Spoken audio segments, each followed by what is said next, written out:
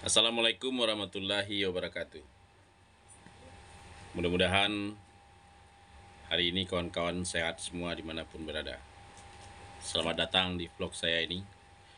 Dimana di video-video saya ini sebelumnya saya tuh membacakan Al-Quran ini tidak tampak muka, tapi hanya suara saja. Tapi ada Al-Qurannya yang saya lihatkan di depan kamera itu. Tapi akhir-akhir ini saya mendapatkan teguran dari media sosial itu, atau mungkin YouTube atau TikTok atau play snack video gitu. Jadi dia meminta saya itu untuk tampil muka katanya, karena mungkin dia beranggapan saya ini tidak asli gitu. Jadi dianggap ini yang saya bacakan itu hasil karya orang lain gitu. Kemudian akun saya itu dinonaktifkan ada sekitar 4 hari. Nah, sebenarnya saya ini ndak pede gitu kalau tampak muka gitu. Tapi ya mau tidak mau ya saya akhirnya, karena saya ingin mengamalkan ilmu saya itu di dalam media sosial atau dunia maya gitu. Akhirnya saya harus mau gitu untuk tampak muka. Dulu kawan-kawan saya itu pernah bilang ke saya itu wajah saya itu tidak cocok gitu kalau untuk mengajar ngaji, atau apalagi kalau berbicara tentang agama. Nah, itu katanya nggak cocok katanya. Wajah saya ini cocoknya jadi itu kayak mirip wajah perampok gitu, wajahnya sangar ya. Kayak wajah garong gitu cocoknya gitu. Tapi kalau buat ngajar ngaji katanya, jadi guru ngaji nggak cocok katanya. Makanya saya tidak suka atau tidak senang dipanggil ustadz, dipanggil guru juga nggak senang gitu. Itu julukan itu terlalu terlalu mewah gitu maksud saya. Jadi saya tidak merasa pantas untuk dipanggil seperti itu. Tapi saya ingin membagikan di dunia maya itu pengalaman hidup saya, dimana saya ini tidak pandai membaca Al-Quran. Dari kecil sih pandai dulu membaca Al-Quran, tapi setelah sibuk main-main ke sana kemari, terus berpindah tempat dari satu tempat ke tempat yang lain gitu, akhirnya tidak pandai lagi mengaji. Pas sudah dewasa, sudah punya istri, sudah punya anak dua, saya lihat Al-Quran itu saya nggak ngerti lagi bagaimana cara membaca Al-Quran itu. Akhirnya saya itu setiap hari berpikir, di mana ada guru gitu yang mau mengajarkan orang dewasa. Tapi mungkin karena saya ada niat di hati gitu, akhirnya Allah mempertemukan saya dengan kawan saya, dan dia mengajak saya tuh pergi ke sebuah rumah, dan di rumah itu ada mantan preman yang kemudian dia itu sudah tobat ya, dan dia tuh belajar Iqra gitu. Sampai kemudian dia bisa, akhirnya dia panggil kawan-kawannya itu, kemudian dia kumpulkan yang nggak pandai ngaji, ayo sini belajar ngaji gitu. Jadi dia beli beli Iqra yang banyak, berapa 10 biji apa 30 biji gitu, beli Iqra. Kemudian semua kawan-kawan yang sama-sama main itu di pasar dulu dikumpulin dan diajar ngaji, sampai akhirnya sudah banyak yang bisa, dan salah satu yang bisa itu saya, dan yang lainnya banyak. Tapi apakah kawan-kawan saya itu ada mengajarkan lagi kepada orang lain atau tidak, itu saya kurang ngerti gitu, jarang bertemu soalnya. Nah, saya ingin mencari orang dewasa juga yang ingin belajar ngaji gitu. Tapi saya lihat gaya kehidupan orang di zaman sekarang itu, dia sudah sulit membagi waktu. Membagi waktu bagaimana caranya, ada waktu buat mengaji, ada waktu buat ke majelis.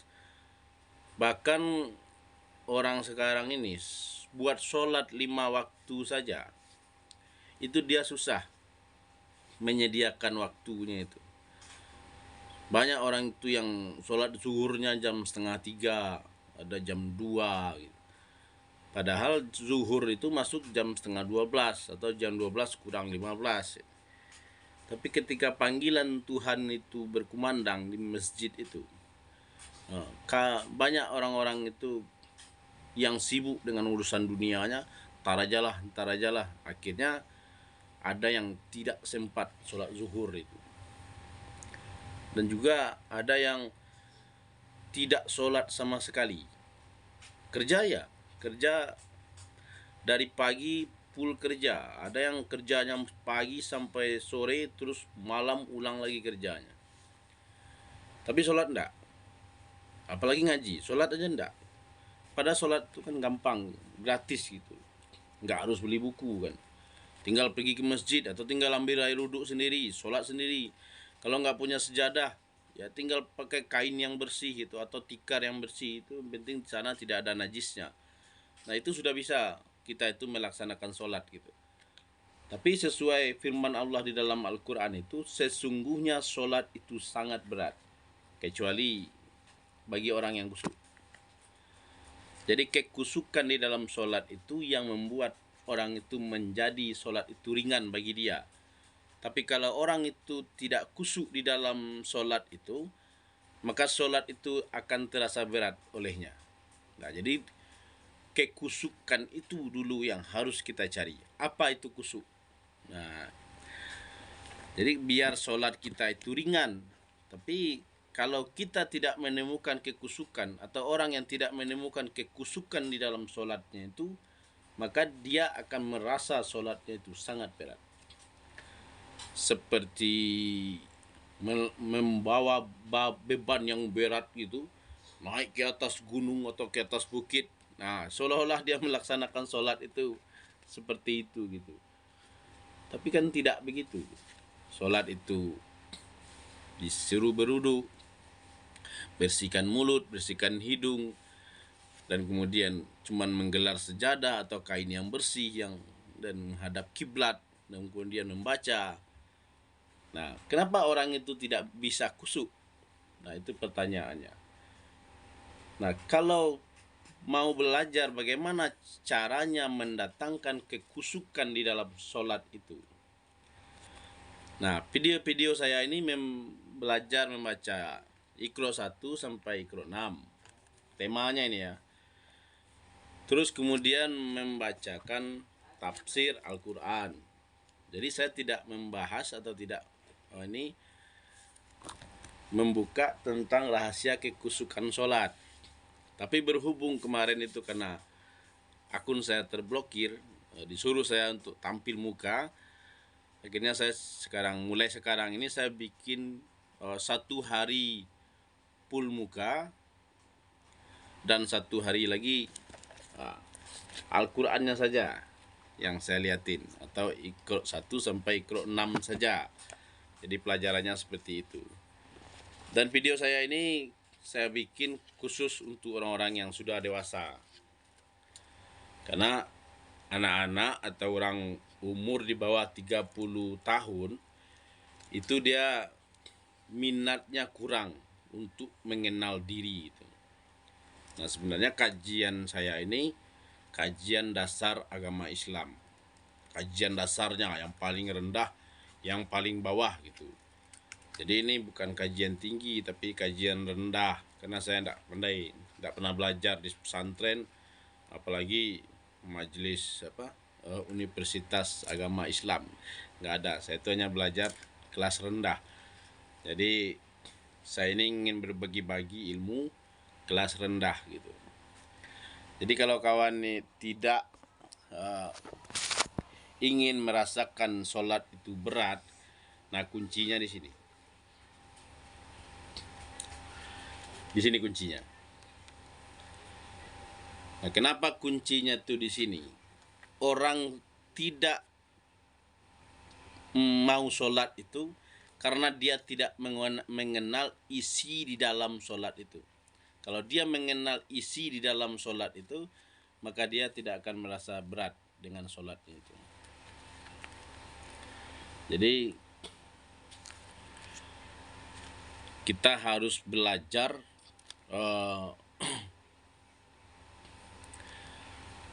isi di dalam sholat itu. Kita sambung nih sisi kedua di sini.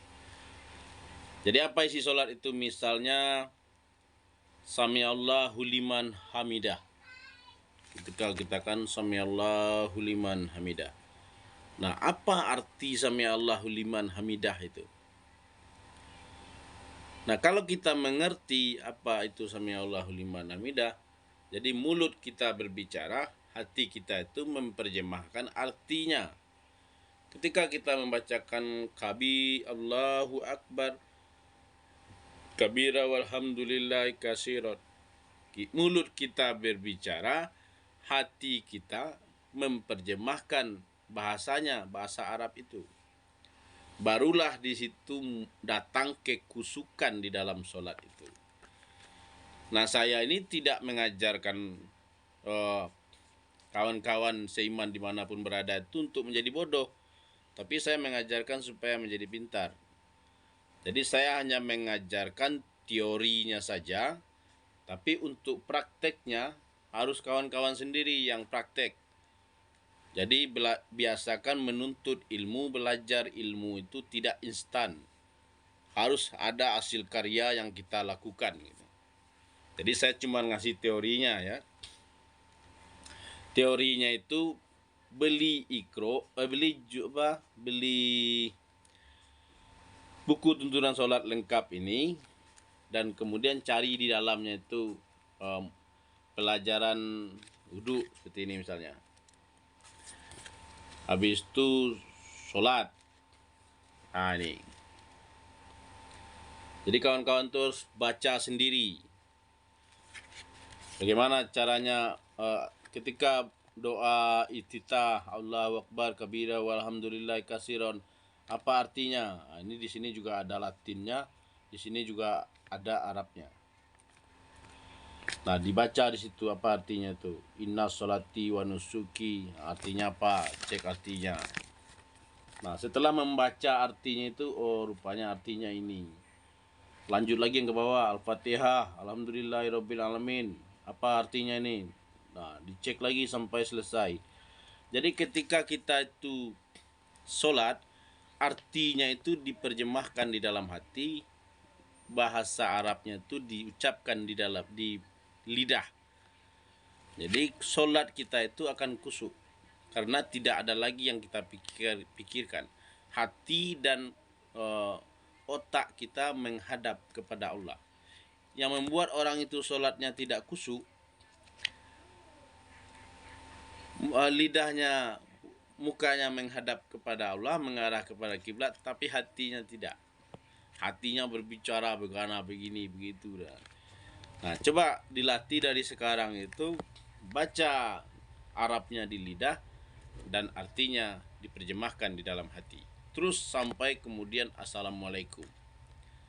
Nah, itu harus dibeli ini satu. Jadi kawan-kawan itu, kalau ini laki-laki ya, ini murah kok, nggak nyampe sebungkus rokok. Rokok sekarang 25.000, ada yang 35.000. Nah, kalau ibu-ibu, lipstick itu harganya ada yang 100.000. Nah, ini cuma 15.000 harganya. Jadi beli ini satu, ini perlu.